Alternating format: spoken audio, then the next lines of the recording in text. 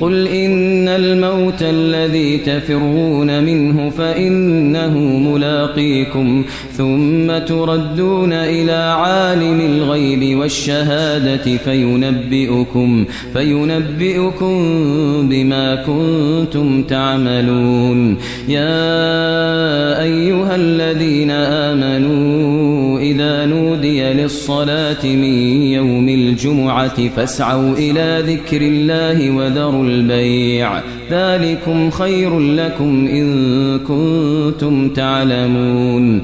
فإذا قضيت الصلاة فانتشروا في الأرض وابتغوا من فضل الله واذكروا الله كثيرا لعلكم تفلحون. وإذا رأوا تجارة أو لهوا انفضوا إليها وتركوك قائما